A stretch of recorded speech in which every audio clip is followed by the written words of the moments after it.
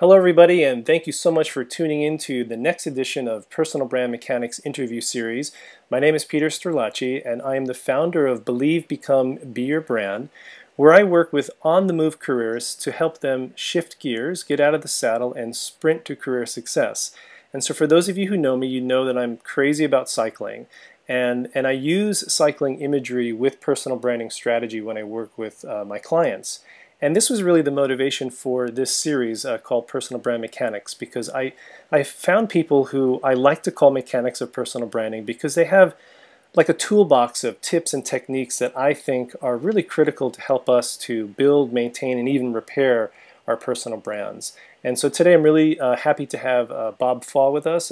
And Bob is my mechanic for today. Bob, whether you realize it or not, I'm not sure if you really are a mechanic, but for today you're a mechanic of personal branding, so welcome to the call. Thank you very much. So let's jump right into the questions, Bob. And you know, your company, Matchbox Group, has a slogan that I love: ignite, involve, and inspire. And you know, what really sparked this slogan for you? And can you briefly highlight what each of these words represent for what you do? It was exciting, actually. We had a brand expert working with us on this, and when she came up with this term, Matchbox Group, ignite, involve, inspire, I tingled. And I said, these three words exemplify, they embody the positive change that we do, right? Because and the difference from a lot of the change processes I used to do, that I was trained to do, and sort of the mainstream or the way the old-fashioned kind of consultancies do. So the ignite, involve, inspire. So ignite passion for your goals. Right? So whatever your change is, how do you need to ignite passion for it right up front? Involve people to gain meaningful buy-in and to get really good ideas, right? So they're really part of the process. Inspire the attitude and behaviors that you need to get the job done. Carry through, right? The follow through is the most often forgotten piece, and we find that it's just as important to keep that inspiration flowing as you're completing as it is at the beginning and the middle as well. It's interesting because it's kind of like you know, I think sometimes when you go out and even work with an organization and you get them really excited about something, so you kind of get that that ignition and that involvement, right? I mean, you got that passion, but then, you know, what happens the next day or the week after? Is it forgotten? And how do you keep them going in that process? So it sounds like that's really what is really essential to what you're doing as well.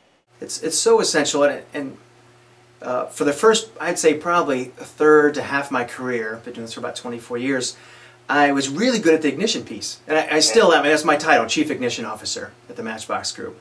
And, you know, so I get hired sometimes to do motivational speaking, things like that, which is great.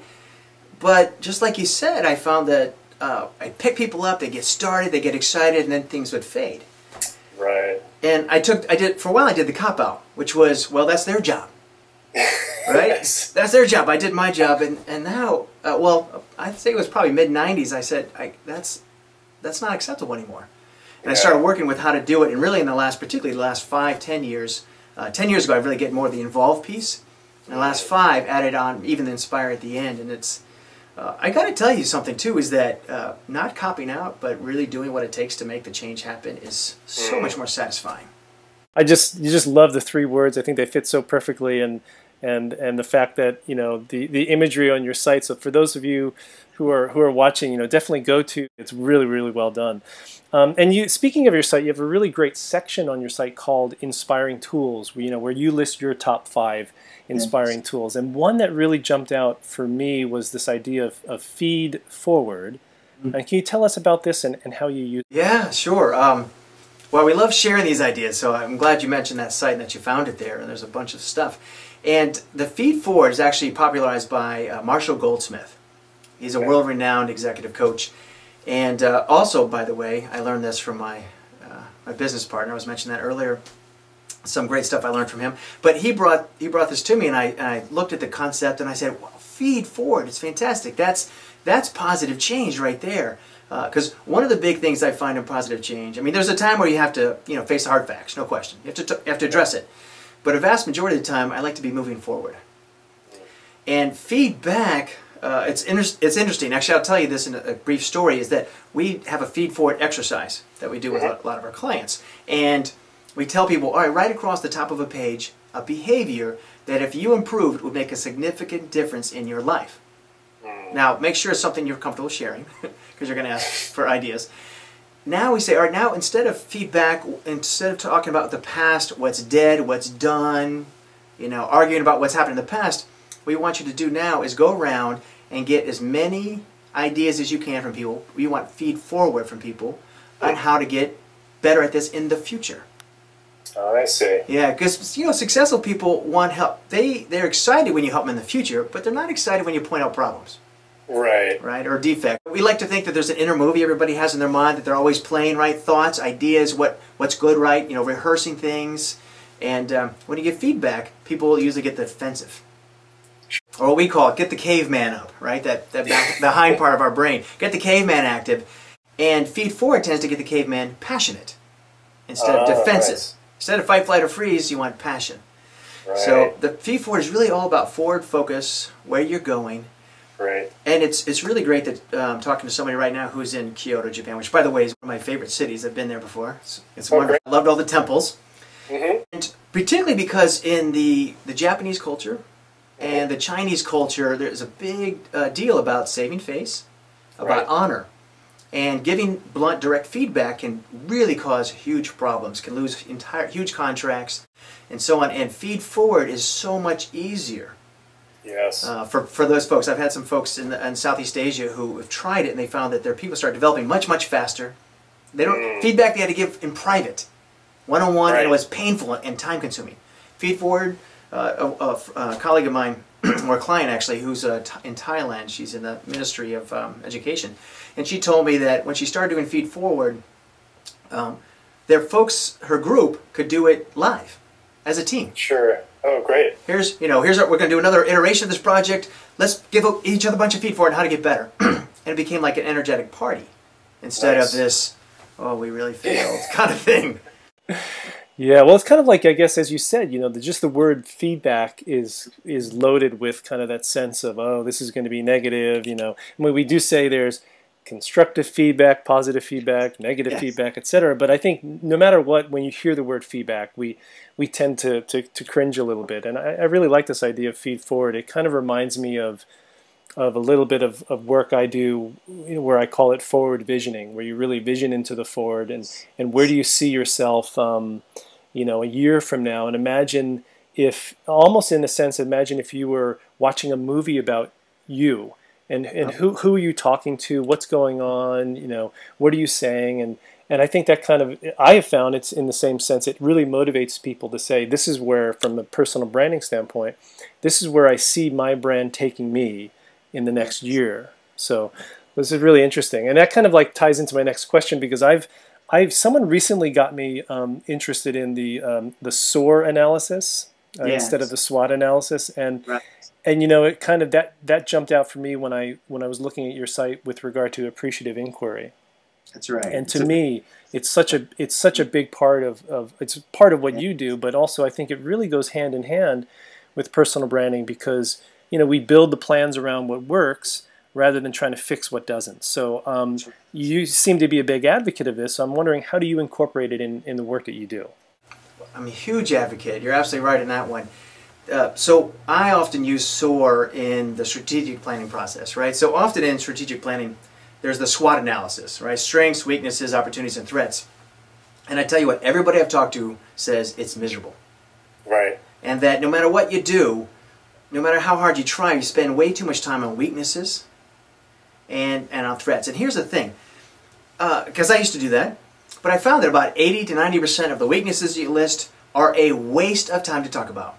You don't have time to deal with them. You're too busy. You only have to deal with what's most important to get you to your goal, right? And what you do with branding, we do a very similar thing with organizational change. Right? We envision the future and say, all right, what is it that we could do? So SOAR, which is of course is strengths, opportunities, aspirations, and results. Right. When we first started using it, of course, we had a little bit of fear. Was, are we actually going to do the hard stuff? Are we going to get what we need to get done? And we found that we could do some market analysis and bring it into it, and then help that feed the SOAR instead of worry about threats.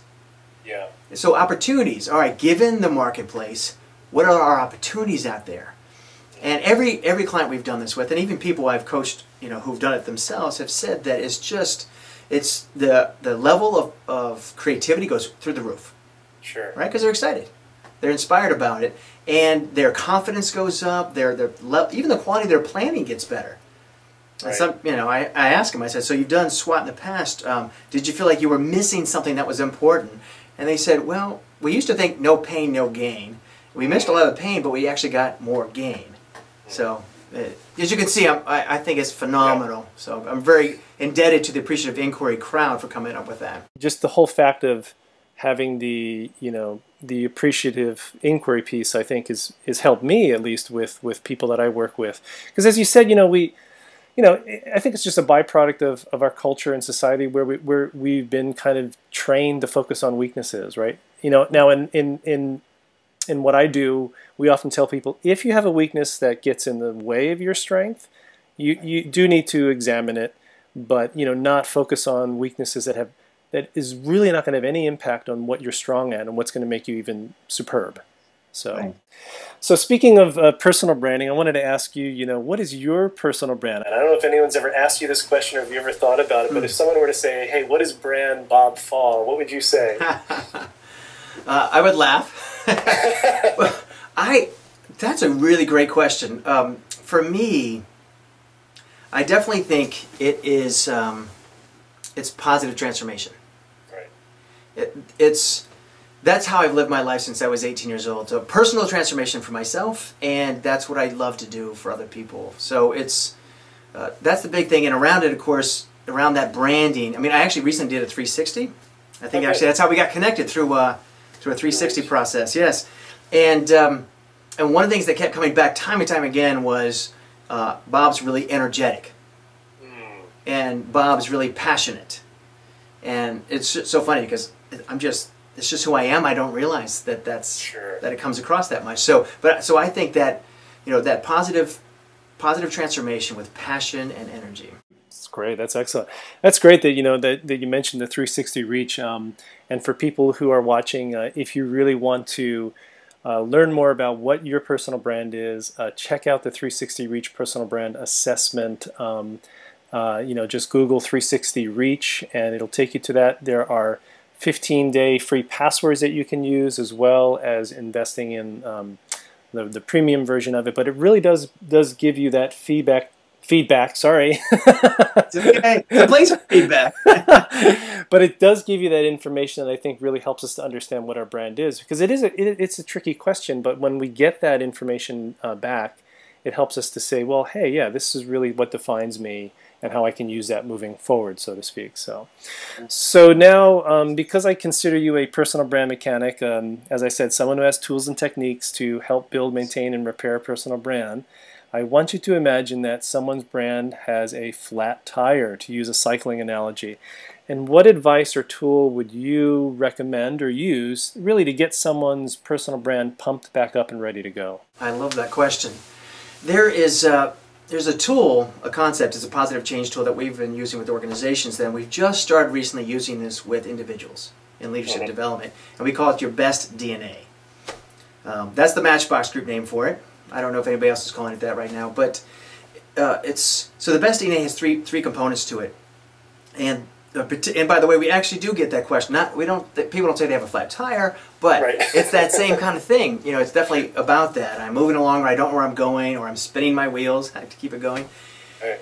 And so there's three components to the best DNA. So one is the strengths, right? So what is it you're naturally good at, you're passionate about when you do it, you love doing it, right? Clearly for you, the personal brand is there because your eyes light up, you're passionate about it, you're excited about it.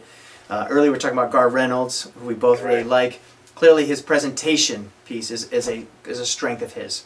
Sure. So that's a big factor, really figuring out what that is, discovering it from within, but also asking outside for that.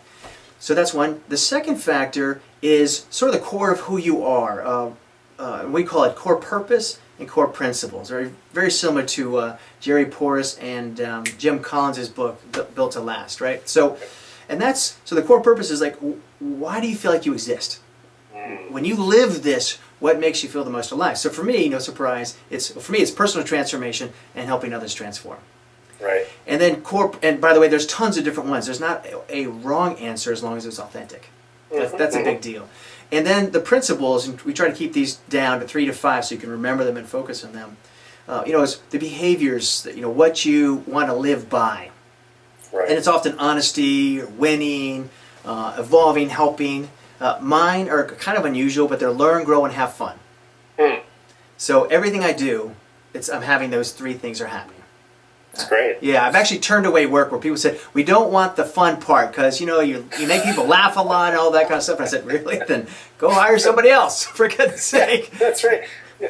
It's like, I don't want to shut that off. So it's great when you can say no, right? Yeah, it was really good because it would have bombed anyway. Right. I mean, for the clients I fit with, I can really help them do amazing things, but if I don't fit with them, it's kind of a waste of time, which is part of what I love about the personal branding concept is make sure that you get the right people that fit so you can really excel. Okay, and the third piece, and this is sort of winds in with the two strands of DNA, if you will, and that is, what are you valued for? What will people pay you to do? And, like this diagram here shows, those three circles, if you fill up, you've got your strengths, you've got your core, and you've got your, what people value you for. Where they overlap is your best DNA. So it's best DNA in that situation. So like your personal branding piece in terms of work, right? You're wanting a career that, if you want a career just to be really high successful at, find out who's paying the most. But if you want to find a career that you're going to love and that you're going to be phenomenal at, if you want to master something, right, be great at it and love your work, then I think the best DNA is a great way to do it because you find something that has as much of that intersection here of those three circles as you possibly can. That certainly has worked for me. I love my work. That's great. I mean, that's just like, I love that example because it's just like, it really does go back into that idea of, what is your, your unique promise of value. And because that is based in authenticity. It's based in what's true to you. Yeah. We often say that, strong brands, whether they're people, places, or products, are based in that authenticity, that what's genuine and real. And when they're not, we're not interested in that brand anymore. And they demand a premium too, as you say, So once you can identify that, you do have the power to say, as you've said, look, well, no, you don't want me to bring the fun into my work? Oh, that's okay. Work with someone else. I'll find someone else who will. Right? Because then you're not really being who you are. And as you said, it's like, yeah, maybe I can take this project on and do an okay job and make some money out of it, but am I going to be happy doing it? Is it really authentic to me? And that, I think, is that kind of that tipping point. That's great. I love that concept very, very, very much. Well, thanks so much for your time. And if people want to know more about you and what you're doing, where can they go? Well, a couple of places. Certainly our website, matchboxgroup.com. And also I blog, so bobfog.wordpress.com. You can go to the local police station and find out if I'm there. You never know. I'm a troublemaker. Actually, one of the things I'm hoping to do, we're putting more and more videos out as well because we like giving this stuff away for free. Yes. That's one of the big things I love about the Web 2.0 and what you're doing, right? You're doing these interviews. You're not charging people to watch it. It's a wonderful thing, and you're an inspiration to me, I think, because I want to do more what you're doing. I like the way you interview people. What did you call the blogging? The competitive, like, daily blog. The blogathon. The blogathon. Yes. I think that's just fantastic. That's great because I'm going to be writing a book on positive change, and I'm thinking that would be a great way to kick it off. Oh yeah, absolutely. Super blogathon. Definitely recommend that highly. And so, and even for what people who are watching here as well, make sure that you visit the sites that Bob just mentioned. Do you have for your blog? Do you have a newsletter as well that people can subscribe to, or no? Yes, yeah, you can subscribe to, I guess it's the SSL thing. Is that what you mean by newsletter? Yeah, right. And so thank you everyone for tuning in, and Bob, thank you so much for your time. I really appreciate it, and keep moving forward and soaring forward and inspiring people, and I really love what you're doing, and all the best to you, and let's stay in touch. Thank you, and sayonara. Sayonara.